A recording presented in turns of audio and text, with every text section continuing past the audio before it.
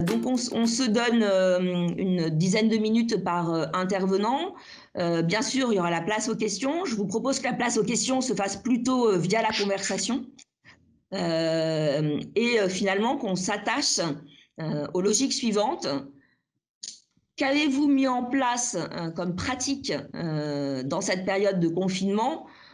Quelles sont les pratiques managériales, RH, de leadership, de soutien de vos équipes, de comment vous gérez le lien social au quotidien avec vos équipes, plutôt que d'insister sur les pratiques de déconfinement d'un point de vue logistique, bien évidemment.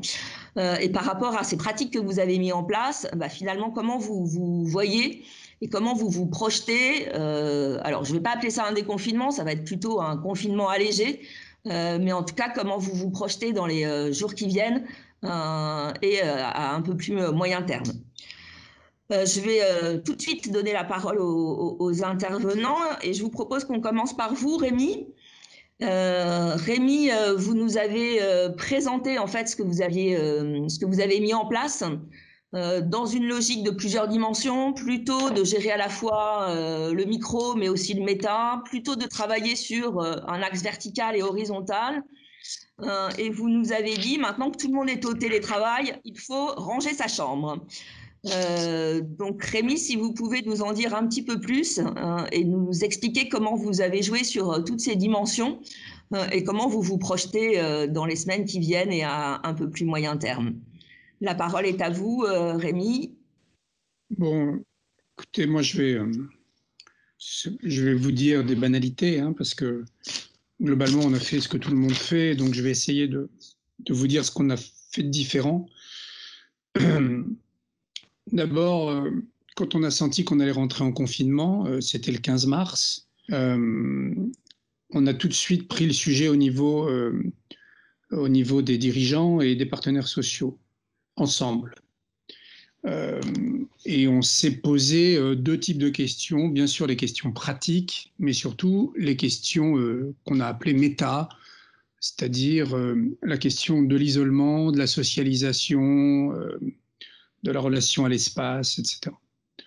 Donc on a essayé de marcher tout le temps sur ces deux pieds, un pied pratique et un pied plus profond, enfin profond avec un petit P quand même, hein, on n'est pas... Voilà, juste pour vous dire d'où on parle, Postimo, c'est la filiale immobilière de la Poste, on est 800, hein, donc c'est une PME de 800 personnes, voilà. Donc très concrètement, c'est là où je vous dis, on fait ce que tout le monde a fait, on fait un point tous les matins à 10h, rapide, pour savoir qui va bien et qui va pas bien, en termes de médical, enfin voilà. On le fait avec les partenaires sociaux par roulement, voilà. C'est pas un CHSCT, c'est pas tout ça, c'est un point. Et on passe toutes les directions régionales en revue. Moi, j'envoie un message tous les vendredis après-midi à toute la communauté, à tous les collaborateurs en direct, pour les mettre, pour dire qu'on est là, voilà. Et surtout, plus fondamentalement, tous les jours, chaque salarié est contacté. C'est-à-dire qu'il n'y a pas un salarié de Postimo qui, chaque jour, n'est pas en contact avec soit son management, soit son collègue, soit qui il veut, soit avec moi d'ailleurs. J'ai laissé ouvert la possibilité qu'on m'écrive. Franchement, ils n'en ont pas abusé. Voilà. Donc tous les jours, tous les salariés sont contactés. Et pour être sûr que ça se développe bien, on a mis en place, certaines régions ont mis en place, c'est l'initiative locale, hein, des ateliers de travail qui permettent, oui, précisément de faire des choses qu'on n'aurait pas fait en période hors confinement et hors drame là que nous vivons, parce que quand même, des trucs sur retour sur la réglementation, les retours d'expérience, toutes les choses qu'on veut faire, de formation. On a anticipé, par exemple, 1 an de formation en les mettant en e-learning à la demande en ce moment. Et évidemment, sur ces ateliers, les inscriptions, on a fait attention que tout le monde s'inscrive et que chaque personne puisse participer à l'animation de ce collectif. Bon, voilà. Et puis, évidemment, tout ce que vous avez tous fait, les numéros de téléphone des assistances psychologiques, les CHSCT, etc., etc. Bon, à côté de ça, on a développé des plateformes, 2 ou 3 plateformes, parce qu'on a eu à gérer une demande de solidarité. Alors nous, la solidarité, ça a été aussi l'occasion pour les cols blancs d'aller trier des colis et des lettres. Ça a été l'occasion aussi de descendre dans les bureaux de poste pour faire respecter les mesures d'éloignement, de distanciation. Et donc, on a favorisé le fait que nos salariés, en respectant les mesures de sécurité, puissent aller aider leurs collègues de la Poste. Et puis, on a monté une espèce de téléthon des jours de congé, ce qui fait que les gens, au lieu de poser leur congé ou d'alimenter leur compte épargne-temps, ont donné des jours pour l'hôpital public. Donc là, ça a mis beaucoup en tension et on s'est rendu compte que, vous voyez ces mesures qui sont tout à fait banales, quoi, qui présentent peu d'intérêt finalement, elles nous ont quand même permis de réfléchir tous ensemble au fait qu'avec nos espaces partagés, avec le télétravail un petit peu, 2 jours par semaine, 1 jour par semaine, avec... Is now joining. Welcome. Avec tout ça, on arrivait au bout d'un process qui était globalement la virtualisation du travail. Et que cette virtualisation, ce choc du Covid, nous a fait prendre conscience qu'une fois que c'est généralisé, l'entreprise porte quasiment complètement, et c'est ça qui nous a vraiment alertés, c'est l'entreprise qui est le lieu où s'exprime l'absence de socialisation normale de la vie privée, parce que les gens ne peuvent pas aller au théâtre, au bistrot, au cinéma ou inviter leurs copains. Et puis, les inquiétudes qui sont, elles, plus du ressort professionnel. Et au final, le fait que le salarié soit dans sa vie privée en face de Netflix, plutôt que d'aller à droite ou à gauche à l'extérieur, le fait qu'il soit dans sa vie professionnelle en face de son écran, fait que, comme le dit Daniel Cohen, on est passé d'une chaîne de production à une ligne virtuelle. Et donc, si vous voulez, ça crée une forme d'impératif de socialisation sur lequel on travaille pour regarder, parce que cette crise va s'arrêter tôt ou tard, dans 1 mois, dans 6 mois, dans 1 an ou dans 2 ans. Mais un jour, on retrouvera indubitablement la problématique de savoir comment on se réorganise en tirant les leçons de tout ça. Et c'est vrai que ce que j'ai vu à l'œuvre à Postimo, en termes de solidarité entre les gens, en termes de besoin de socialisation par la communauté managériale ou la communauté de travail, l'émergence de la formalisation de la bienveillance. Je ne dis pas qu'il n'y avait pas de bienveillance, je dis que désormais elle est formalisée, elle est exprimée. Ça nous donne plein d'outils pour réfléchir la façon dont on va s'organiser à l'avenir, pas seulement sur les lieux, le tertiaire et tout, parce qu'il y a beaucoup d'hystérie là sur la question du travail tertiaire, et je pense que ça va retomber. Mais vous voyez les questions d'isolement versus solidarité, la question de la productivité versus comment je gagne en productivité par rapport à la notion de frontière. Est-ce que mon bureau est une frontière? Est-ce que mon bureau est perméable? Est-ce qu'un bureau perméable permet la distanciation? Est-ce que la distanciation s'accompagne d'une baisse de socialisation? Comment on analyse cette rupture dans la production? Et au final, c'est l'appartenance au groupe qui est questionnée. Donc on travaille là-dessus, on travaille sur l'appartenance au groupe et sur le fait de retrouver finalement des choses assez banales qu'on trouve dans les sociétés primitives, par exemple. Voilà. Donc c'est un peu autour de tout ça qu'on a voulu travailler. Moi, ce que j'ai ressenti très très profondément, c'est que plus que jamais, l'entreprise est le lieu de focalisation de tout. Alors du coup, je me dis que le 11 mai, peut-être qu'on aura un peu moins de pression, parce que dès lors qu'on pourra un tout petit peu sortir et aller au parc avec les mômes ou aller, pas au bistrot malheureusement, mais s'égayer dans la nature un tout petit peu, il y aura peut-être moins de pression sur l'entreprise. Mais en attendant, cette pression, soit on la prend comme une plaie, soit on la prend comme un atout formidable. Parce que mutatis mutandis, quelle confiance on nous fait. Moi, le matin à 10h avec les OS et puis avec les dirigeants, quelle confiance on nous fait. Quels espoirs on met en nous, vous voyez. Et je pense que c'est un peu comme ça que j'ai voulu qu'on travaille. Alors bon, nous, on est des tout petits. Hein. J'entendais qu'il y avait une dame d'Air France, là. Nous, on est des tout petits, PME. Je peux favoriser le télétravail à fond. Enfin, voilà. Donc, on n'est vraiment pas représentatif. Mais en tout cas, voilà, c'est un peu ça. C'est un peu comme ça, vous voyez, un côté micro, ce qu'on fait tous les jours et ce que tout le monde fait globalement. Plus ou moins, et puis je m'inspire aussi de ce que je lis. Et puis, quand même, une réflexion sur c'est quoi un groupe? Pourquoi on est ensemble? Est-ce qu'on a envie de se voir? C'est quoi la solidarité? Sans être babacool, hein, toujours au regard de la production. Toujours au regard de la production.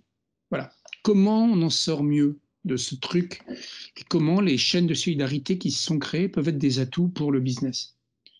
Bon, voilà. Excusez-moi d'avoir été un peu long. Non, très bien. Merci beaucoup. Vous aviez évoqué un devoir de naïveté.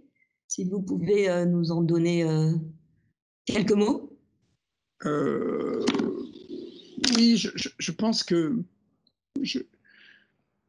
je pense que quand on traverse un truc comme ce qu'on traverse tous ensemble, qui fragilise d'énormes boîtes. Enfin, la Poste, on a été contraint de s'arrêter pendant une semaine ou deux. Vous l'avez vu d'ailleurs. Hein.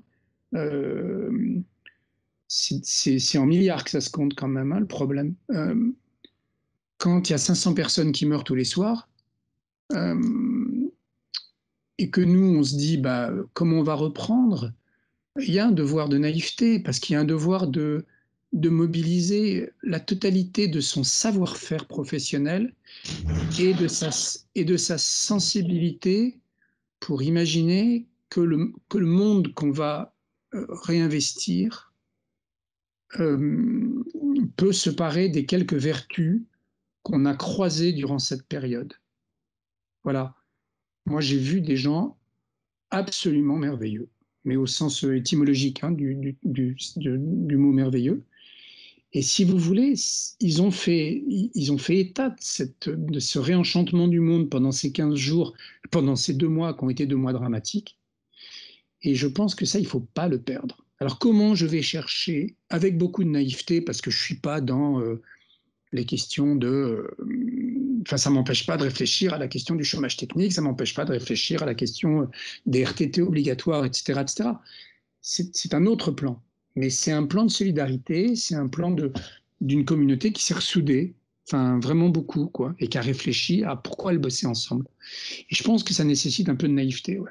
Sans perdre de vue le fait qu'on est dans des entreprises qui souffrent. Hein. Moi, je vais, comme tout le monde, et peut-être moins que tout le monde d'ailleurs, mais endurer chiffre d'affaires et en baisse, etc. Hein. Voilà, donc c'est ça que j'appelle le devoir de naïveté, quoi. C'est l'injonction de prendre le monde qui va venir comme étant aussi plus riche de ce qu'on a vu comme résilience de la part de nos collaborateurs. Merci Rémi pour ce témoignage et pour cette projection. Enfin, ça vaut que ce que ça vaut. Hein. Enfin, bon. Oui, mais ça donne une touche d'optimisme. Merci beaucoup. Jean-Marie ? Oui. Alors, Jean-Marie, donc là, on change d'environnement, on change d'univers. Je crois que vous aviez mis en anticipation en place toute une série de plans de continuité d'activité qui vous a permis finalement de basculer dans une organisation particulièrement résiliente et que d'un point de vue leadership, tout le COMEX et tout le management étaient complètement à la manœuvre et que vous avez soutenu très fortement toute la ligne managériale pour accompagner tous vos collaborateurs. Et vous avez joué aussi dans une logique d'équité de traitement par une unité de travail pour qu'il n'y ait pas de différenciation entre les personnes. Donc voilà, et tout ça a conduit à une très forte valorisation de la marque employeur et une belle fierté d'appartenance. Donc Jean-Marie, si tu peux nous en dire quelques mots. Oui, hein, moi je travaille chez Thales, hein, donc je dirige les activités de services en cybersécurité. Et nous, on a un double devoir hein, et une double priorité en ce moment. C'est la priorité numéro 1, évidemment, c'est la protection, la santé des collaborateurs. Donc, l'urgence dès le 15 mars, c'était de s'assurer qu'on prenait les bonnes mesures le plus vite possible pour protéger nos collaborateurs. Donc, évidemment, ça s'est traduit par télétravail, confinement. Et comme tu disais, Barbara, bon, le groupe Thales, c'est un groupe qui est habitué à traiter des sujets un peu critiques et stratégiques. Donc, on a des plans de continuité d'activité qui sont définis et puis testés chaque année. Je vous avoue que parfois, on se dit, mais pourquoi est-ce qu'on fait un plan de continuité d'activité à ce niveau-là de criticité? Ça ne va jamais se passer. En fait, ça se passe, on l'a bien vu. Et donc, nous, la semaine avant le 15 mars, dans mes équipes, on avait testé notre PCA, notre plan de continuité d'activité, et on s'était assuré qu'on avait la capacité de réaliser 100% de nos projets. Donc, on fait de la détection des cyberattaques, hein, c'est ça notre rôle, en télétravail.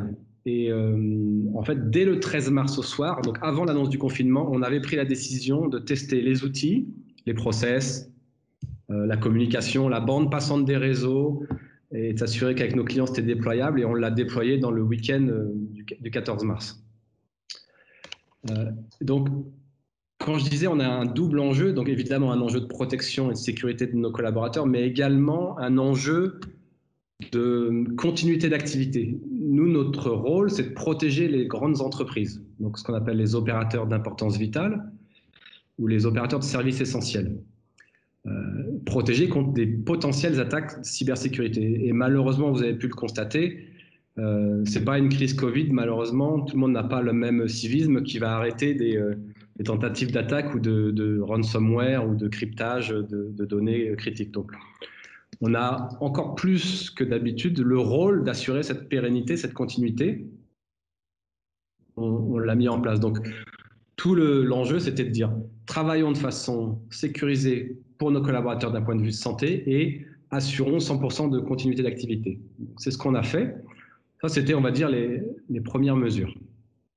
Après, la deuxième phase, ça a été de réfléchir sur quel nouveau rôle en tant que manager de division nous devons assumer pour accompagner nos collaborateurs et nos clients dans cette crise.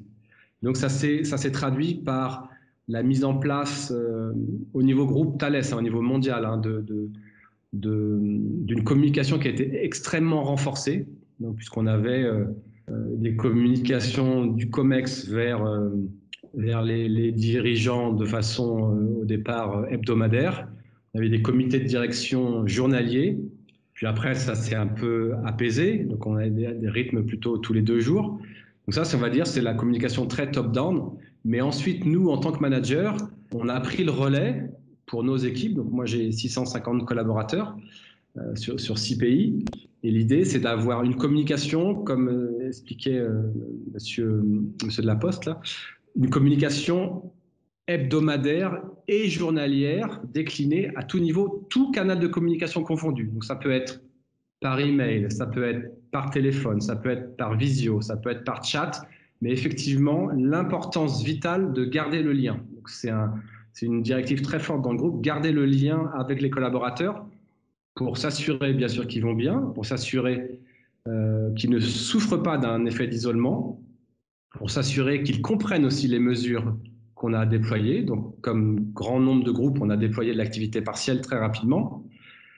Et on insiste énormément sur l'importance de l'effort collectif, solidaire, non discriminant pour les collaborateurs. Ça veut dire qu'on insiste, par exemple, si on a 15% des collaborateurs, 15-20% qui sont en activité partielle, leur rôle et l'effort qu'on leur demande est aussi important que les collaborateurs qui restent en télétravail et qui assurent la production pour le groupe Thales.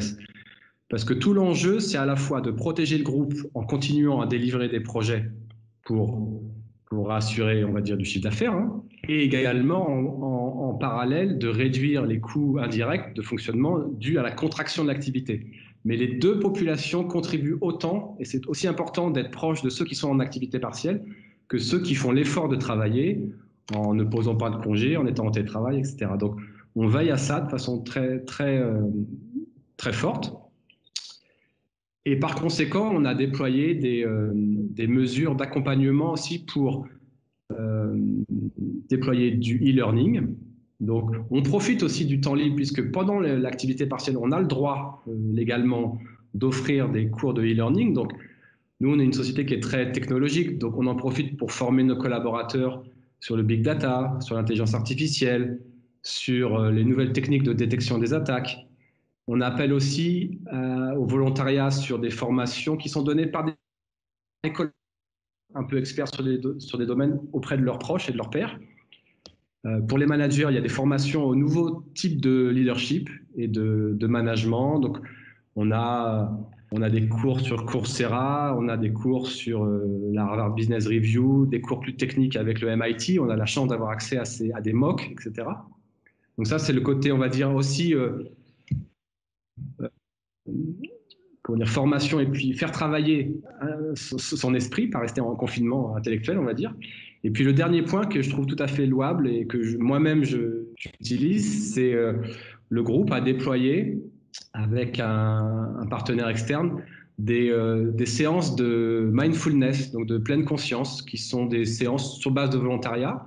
Je crois qu'il y a 3 séances par semaine d'une demi-heure de mindfulness ouvertes à tous, aussi bien du niveau COMEX jusqu'aux collaborateurs opérationnels, on va dire, pour inviter les gens à prendre conscience de cette nécessité de prendre soin de soi, de travailler également sur cette capacité de détachement, de concentration, d'apaisement.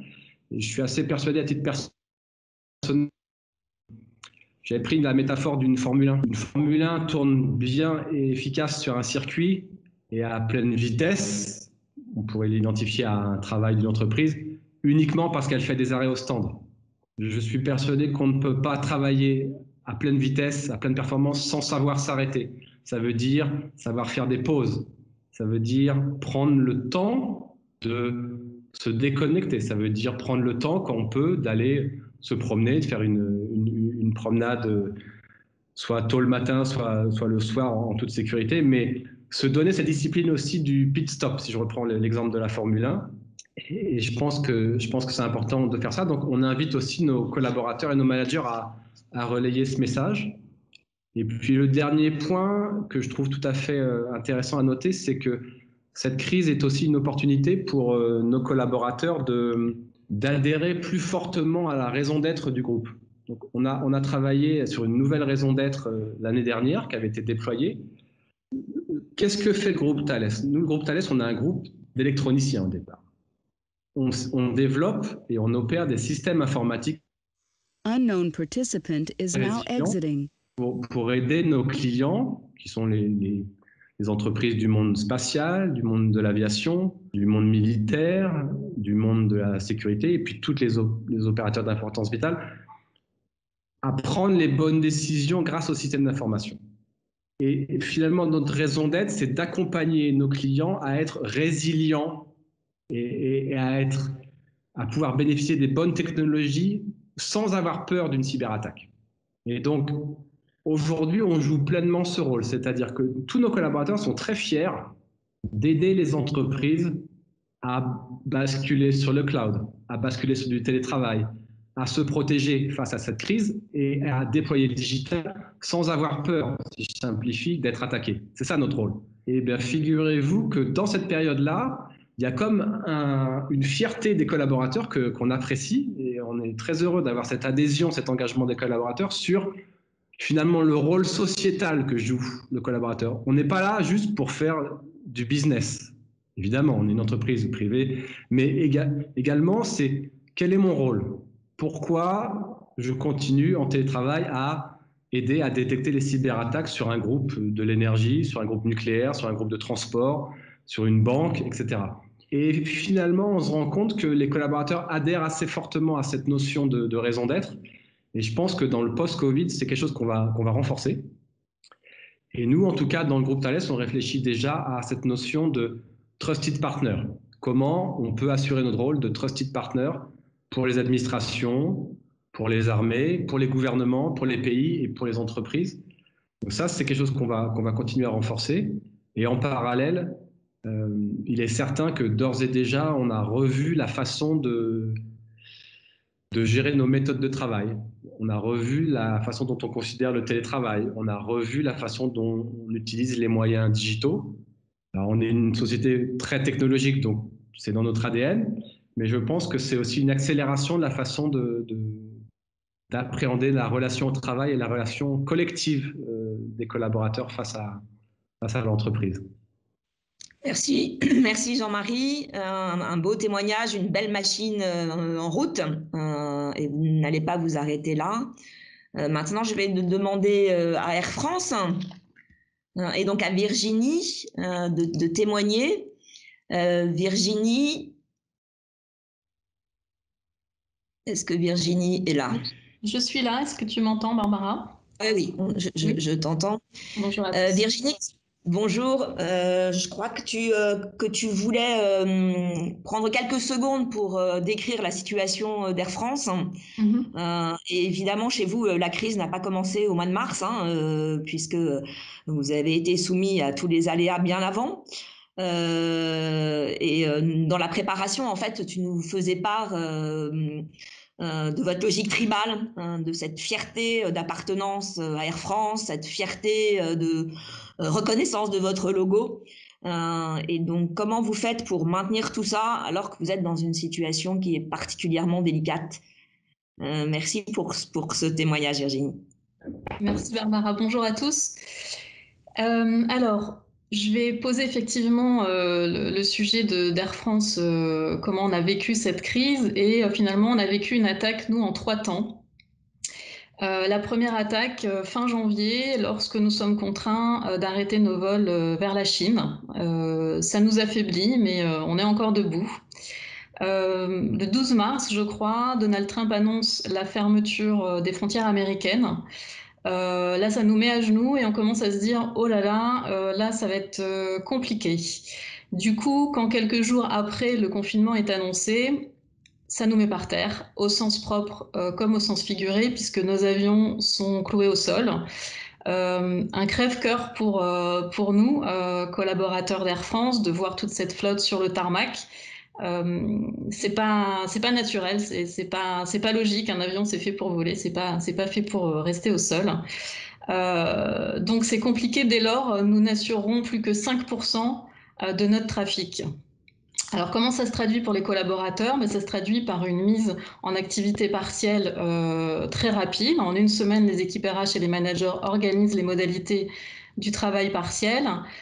Et à hauteur de 80% d'inactivité. Donc c'est aussi très fort, c'est-à-dire qu'on a des pans d'activité opérationnelle qui sont à l'arrêt total, d'autres collaborateurs qui ne travaillent qu'une journée ou qu'une demi-journée par semaine. Donc une situation assez inédite pour nous. Alors qu'est-ce qu'on fait à ce moment-là? On est un peu sonné, forcément un peu KO, mais il faut réagir vite. Nous, en termes d'accompagnement managérial, on va d'abord accompagner les activités qui sont en télétravail et pour lesquelles c'est nouveau. Alors je vais parler des activités commerciales ou des activités support, parce qu'on a encore des activités opérationnelles qui fonctionnent. Donc un mécano doit aller dans son hangar, un pilote dans son avion. Donc pour eux, c'est pas le sujet du télétravail, donc ça l'est pour une certaine catégorie de personnes. Et donc on va accompagner à la fois la technologie, les outils, mais aussi les bonnes pratiques managériales pour du management à distance, puisque pour certains, ça vient très brutalement. 2 mots sur le télétravail. Alors, je parle sous couvert de notre responsable transfo digital, mais ça a été un accélérateur. Du coup, sous la contrainte, on n'a pas le choix, ça lève les peurs, il faut y aller, il faut cliquer, il faut qu'on se connecte. Mais aussi un révélateur d'inégalité face aux outils que l'on a, qui sont plus ou moins performants, et puis aux conditions de travail, parce que c'est pas pareil de faire un télétravail quand on a des enfants qui sont aussi à la maison, quand on n'a pas d'endroit pour s'isoler. Donc il faudra faire attention à ce que les collaborateurs ne gardent pas cette mauvaise impression du télétravail. C'est pas du tout le modèle que l'on souhaite développer. Et surtout pas un unique télétravail. Ça doit être une modalité, mais garder évidemment du présentiel. Donc, premier sujet, c'était le télétravail. Le second, on a mis en place une coach line, donc possibilité pour les managers de se faire accompagner par un coach certifié, donc un coach interne, sur une problématique spécifique, donc à distance évidemment. Et troisième élément d'accompagnement, partant du principe que le pic de la crise était derrière nous, on s'est dit peut-être que les managers peuvent profiter d'avoir un peu plus de temps pour s'occuper d'eux, parce qu'on sait que c'est quand même le nerf de la guerre pour le manager, c'est le temps, et que souvent, ce qui passe en dernier, c'est moi-même me développer et me former. Donc là, on a poussé des contenus, notamment managériaux. Jean-Marie parlait de leadership. Oui, donc ça fait partie des sujets, le nouveau mode de leadership que l'on pousse. Et on a aussi une grande offre de formation à distance. Donc voilà, au niveau communication, donc évidemment, on est dans un secteur, dans une situation avec beaucoup d'incertitudes, une distanciation, etc. Donc une communication assurée par notre top management de deux façons, donc avec une communication directe vers les collaborateurs. Donc on a levé à la fois les contraintes techniques, puisqu'on est maintenant capable d'adresser un grand nombre de collaborateurs, une webconf, mais aussi, on va dire, des freins un peu plus psychologiques, puisqu'on a le top management qui s'adresse directement aux collaborateurs et on n'est plus dans une communication qui soit forcément en cascade. Et puis des vidéos aussi fréquentes, appréciées des collaborateurs si j'en juge les commentaires ou les likes qu'il y a sur notre intraligne. Et c'est assez rare au niveau des outils corporate d'avoir ce genre de réaction. Une communication avec un bon ton, un ton à la fois d'empathie, mais aussi clair et direct. Et je pense que c'est vraiment ce dont nous avons besoin. Donc une communication interne qui joue bien son rôle. Alors qu'est-ce qui fait qu'aujourd'hui on ne flanche pas totalement et qu'on garde encore l'espoir dans cette situation qui est très compliquée? Je dirais qu'on va aller puiser dans nos valeurs intrinsèques. À Air France, depuis 20 ans, on a connu beaucoup de crises, malheureusement. Alors David, je ne sais pas si c'est comme le changement, on dit plus on vit de changement, plus on est en capacité d'évoluer dans le changement. Est-ce que c'est pareil pour les crises? Je ne sais pas. En tout cas, nous, à chaque fois, on se révèle dans la crise et on révèle un très fort sentiment de fierté, d'appartenance à l'entreprise et de solidarité. Deux exemples sur la fierté. En fait, on a fédéré notre corps social autour de 4 mots. Nous sommes, enfin en français ça fait 3, nous sommes Air France. Voilà, les gens signent avec nous sommes Air France et c'est très utilisé, ça rassemble. Ce qui est sympa, c'est aussi de voir qu'on a des clients aussi qui nous rejoignent dans le nous sommes Air France, qui nous témoignent soutien et solidarité et qui s'incluent dans notre collectif. Et puis une autre initiative aussi que je trouve assez sympa à mentionner, on a beaucoup d'équipes qui ont participé au challenge Don't Rush, vous savez, où on les voit, donc ils se livrent, puisqu'on les voit dans leur environnement personnel, et ensuite ils s'habillent et ils passent leurs uniformes, et ça se termine par Air France Forever, ou alors restez chez vous mais on revient bientôt. Voilà, et ça s'est fait sur des initiatives personnelles, au niveau d'équipe ou même transverse avec différents corps de métier. Voilà, donc aussi initiative individuelle, collective, sympathique. Donc une forte fierté d'appartenance, une solidarité et puis enfin une raison d'être qui s'exprime, parce que certes on n'assure que 5% de notre trafic, mais ces 5% ils ont un beau sens, ils ont du sens, ils ont de la valeur, voilà.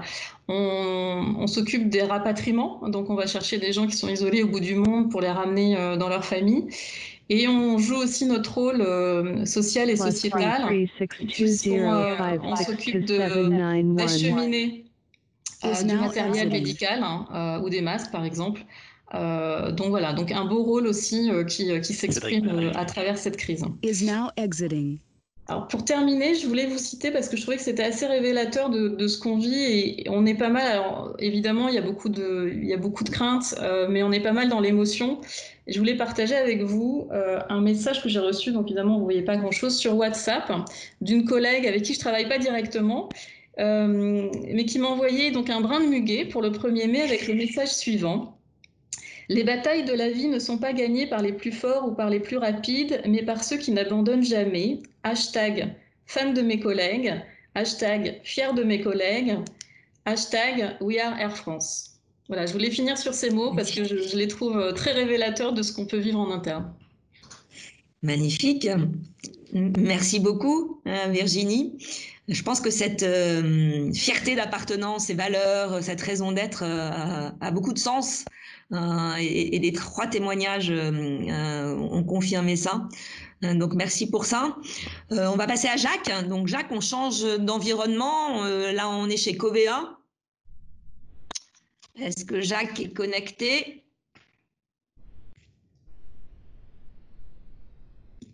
Alors, on a perdu Jacques. Alors, peut-être en attendant que Jacques se reconnecte. Il y avait 2 questions. On peut peut-être les passer en revue. Il y avait une question pour Rémi, une question pour Jean-Marie. Moi, j'ai répondu. Vous avez répondu. Jean-Marie, sur la préoccupation de la sécurité. Oui, alors on voit, il y a 2 comportements. Hein. Il y a la priorité, qui est renforcée, c'est tout ce qui est détection des attaques. Ça, les entreprises nous sollicitent encore plus que d'habitude sur aidez-nous à nous assurer qu'on n'est pas sous attaque. C'est-à-dire, comme une alarme, quand vous déployez une alarme sur une maison, donc nous, on a des déploiements de systèmes de détection des attaques. Ça, c'est quelque chose qui marche très bien et les sociétés continuent à investir sur ce sujet-là qui semble être une priorité, la capacité à savoir si oui ou non on est menacé par une attaque. Le deuxième sujet, par contre, c'est tout ce qui va être audit de sécurité, test de pénétration, des missions plus de conseil en cybersécurité. Celle-ci, c'est plutôt, on va dire, des missions qui sont mises un peu en stand-by, qui sont repoussées. Je pense que ça correspond à des arbitrages budgétaires, mais aussi à des niveaux de priorité. Je pense qu'on reprendra ces activités-là un peu plus tard. Donc la priorité, la prise de conscience est vraiment sur la nécessité d'être conscient du niveau de risque et donc faire la détection des attaques. Quoi. Merci Jean-Marie. Gilles, est-ce que tout ça t'inspire? David, est-ce que tu veux rebondir? Oui, alors est-ce que tout ça m'inspire? Oui, Jacques Fétis qui m'a fait un SMS est en train de se reconnecter, donc au-delà de l'inspiration, je veux juste te tenir au courant de ce qui se passe. Moi, je trouve impressionnant ce que finalement on a réussi tous à mettre en œuvre dans un délai très court. Sur le confinement, sur le déconfinement, puisqu'on a un peu parlé de ça. Et ce qui s'appelle une question pour moi, c'est le temps d'après. Qui est un vrai sujet, c'est-à-dire qu'on a tous mis en place des mesures sanitaires, on a tous pu se bénéficier des outils qu'on a évoqués, on a tous mis des organigrammes à plat finalement, on a tous mis des points de contact directs, alors quotidien, hebdomadaire ou autre, on voit ces éléments-là marchent, et puis on entend quand même quand est-ce qu'on revient à la normale. Alors moi je ne sais pas ce que veut dire normal, il va falloir redéfinir quelque chose, et puis comment on reprend un mécanisme et un rythme et une logique, voilà, et il n'y a pas un grand soir le 11 mai, comme il n'y aura pas un grand soir fin juin. On voit bien que de plus en plus des entreprises poussent une logique de télétravail, y compris ou de retour dans une certaine logique à la rentrée. Et donc le sujet, je trouve, c'est une fois qu'on aura mis en place tous ces dispositifs-là, encore une fois, qui étaient éminemment nécessaires et qui ont fonctionné dans un temps très court, c'est quels dispositifs managériaux on conserve ou on ne conserve pas, ou comment on les fait évoluer. Est-ce qu'un dirigeant doit en permanence s'adresser en direct à l'ensemble de ses collaborateurs, qu'il le fasse régulièrement? Oui, sur quoi? Sur tous les sujets. Ça crée aussi une certaine présence. Je pense que par moment, il y a de la pudeur à avoir, à appeler les gens ou pas appeler les gens. Ça devient tellement... on rentre vraiment dans les domiciles des gens. Donc à la fois, il faut savoir faire de la présence. Je pense que c'est utile, c'était indispensable, c'était précieux. Mais à la fois, il faut aussi laisser une part de chez eux aux gens qu'ils ont chez eux. Et on voit que le télétravail, et ça a été dit par Virginie, est un dispositif dont on a pris une conscience du fait que ça pouvait fonctionner. Ça a fonctionné. Moi, mon opinion, c'est que ça ne devient pas un nominal. D'ailleurs, pas clair. J'en ai un peu ma claque le soir d'être en téléconférence toute la journée. Et ça m'amène d'ailleurs à réfléchir un petit peu sur des postes de télétravail permanent et un regard de la fatigue que ça entraîne. Donc, je pense qu'on a un usage de tout ça à redéfinir, au même titre qu'on a su définir quelque chose dans l'urgence et le faire un peu perdurer. David, tu voulais prendre la main? Oui, je prends. Merci beaucoup. Effectivement, alors merci pour les témoignages. Donc David Autissier.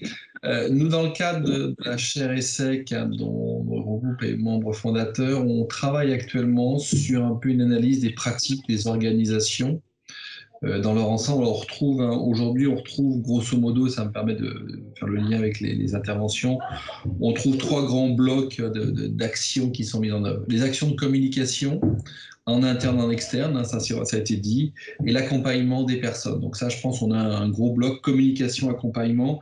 Ça a été dit par de la formation, mais ça a été dit aussi par des cellules psychologiques. Donc on a ce premier bloc, communication. Il y a des attentes relativement fortes du corps social en termes de communication. Donc ça, c'est le premier bloc. Le deuxième bloc qui est très lié, c'est ce qu'on appelle maintien de l'activité et innovation, parce qu'il a fallu effectivement trouver d'autres manières de faire. Le troisième bloc qu'on trouve, c'est quels sont les nouveaux rites dans l'organisation qu'on trouve et les actions symboliques. Alors j'ai bien aimé l'action de dire l'école blanc vienne aider l'école bleue. Alors je ne sais pas si c'est cette formulation qui est là, mais effectivement on en a plein comme ça dans les organisations qui ont montré c'est alors à la fois les actions symboliques qui sont extrêmement fortes, et puis tous les nouveaux rites. Quand je dis rite, c'est toutes les nouvelles manières de coopération, de coordination entre les personnes. Alors effectivement, on est habitué maintenant en distanciel. Donc on retrouve aujourd'hui, globalement, ces trois grands blocs: communication, accompagnement, maintien d'activité, innovation et nouveaux rites, action symbolique. Derrière cela, et là on vient de terminer un ouvrage sur le sujet, avec une analyse d'un certain nombre d'organisations en France et à l'étranger sur le sujet. Le constat est que tout cela a amené les organisations à vivre ce qu'on appelle un épisode de résilience. L'exemple d'Air France est intéressant, de dire oui, effectivement, on change la crise est aussi un accélérateur de changement, c'est ce qui a été dit il n'y a pas longtemps. Et donc là, effectivement, tous ces éléments-là sont des actes de résilience. Aujourd'hui, donc cet acte de résilience, il y a la question, c'est quelle est son ampleur et comment va-t-il se transformer dans ce qu'on appelle le new normal, la nouvelle normalité de demain. La nouvelle normalité dans le travail, dans l'organisation, dans le management. Et là, on a tout un enjeu, et les organisations, et vous tous, acteurs RH et accompagnateurs et experts, de dire comment profiter, comment valoriser toute cette crise, parce que comme ça a été dit tout à l'heure, c'est quand même des coûts aussi.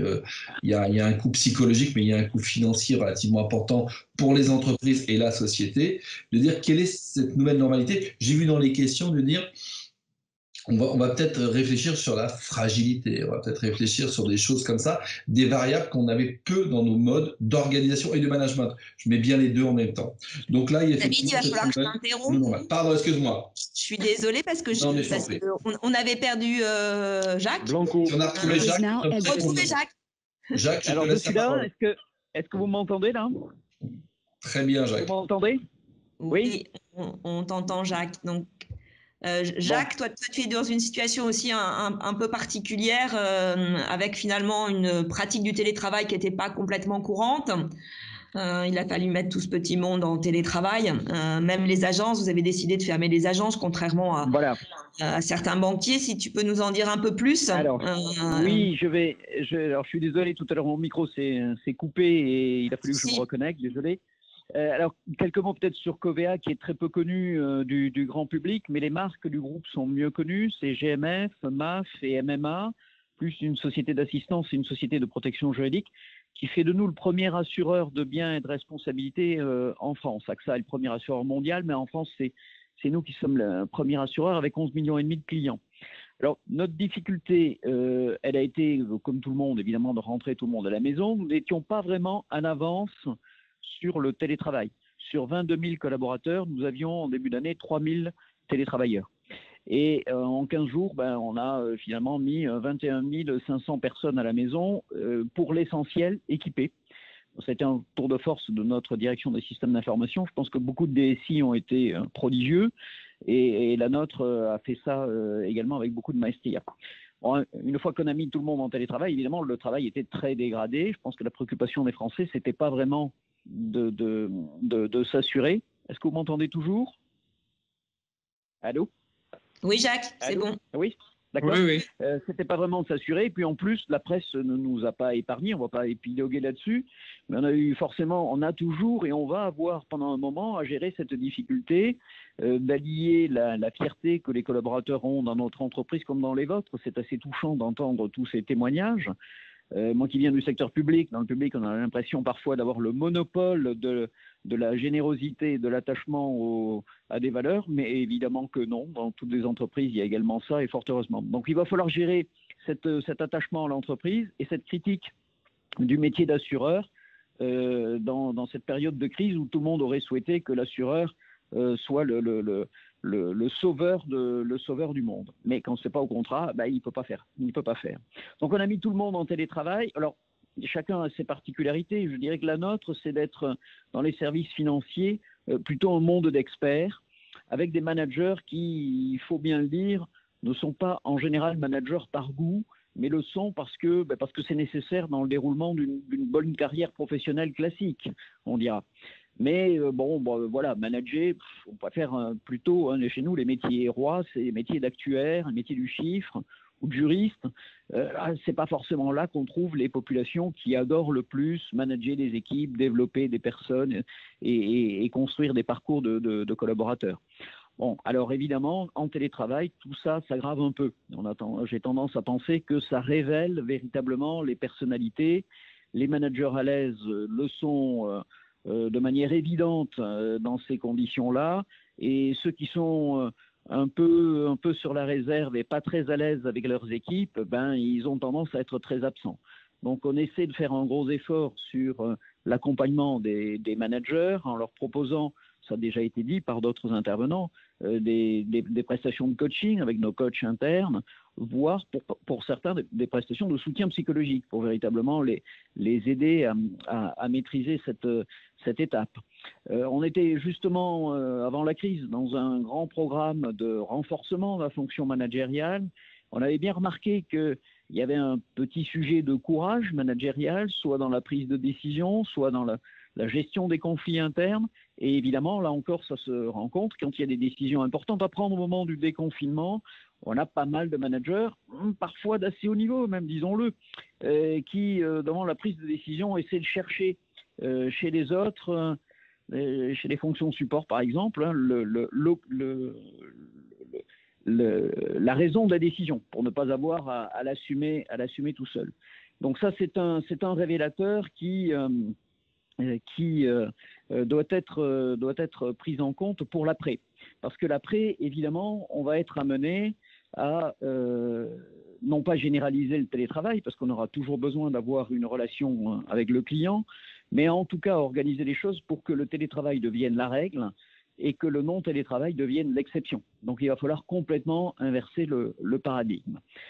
Ça ne va pas se faire facilement parce que si certains de nos patrons internes ont immédiatement compris que ça allait changer de ce point de vue-là, d'autres ne rêvent que d'une chose, c'est retrouver le plus vite possible les fonctionnements d'avant. Donc on va avoir surtout un gros travail avec le top management sur cette question. Les collaborateurs, je pense qu'ils seront assez prêts à évoluer. Accessoirement, un des arguments pour changer de paradigme, c'est le prochain PCA.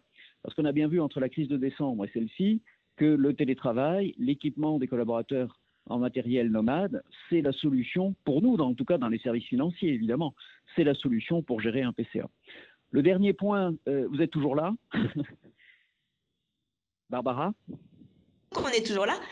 Bon, parfait. Le dernier point que je voulais évoquer, c'est celui du dialogue social. On l'a peu abordé aujourd'hui.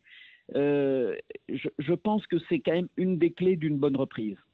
Évidemment, ça a été sans doute pour tout le monde très compliqué de faire fonctionner des instances représentatives du personnel dans des conditions nominales. Il aurait fallu, normalement, si on applique le droit du travail, il aurait fallu consulter chaque fois que nous avons organiser des grandes étapes du confinement, mais le confinement, il a été finalement assez rapide. Ça nous paraissait long sur le moment, mais ça n'a duré que 2 semaines à peu près. Donc nous, comme tout le monde, on n'a pas consulté là-dessus. En revanche, le directeur des affaires sociales avait une réunion tous les 2 jours avec les délégués syndicaux centraux. Moi-même, je les avais une après-midi, tous les vendredis après-midi, pour faire un point complet de ce que nous avions fait dans la semaine. Et on a fait ça pendant 1 mois. Ensuite, on a relancé notre CSE central et nos CSE extraordinaires, en Skype évidemment. On a essayé de négocier un accord de méthode pour pouvoir faire toutes ces réunions uniquement par écrit. Ça n'a pas été possible. Finalement, on le fait en Skype et ça marche plutôt bien. Ils sont plutôt disciplinés.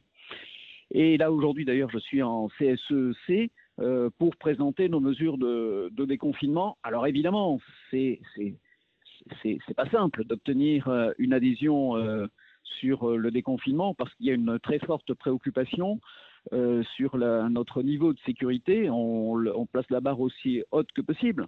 Mais pour des représentants du personnel, elle n'est jamais assez haute.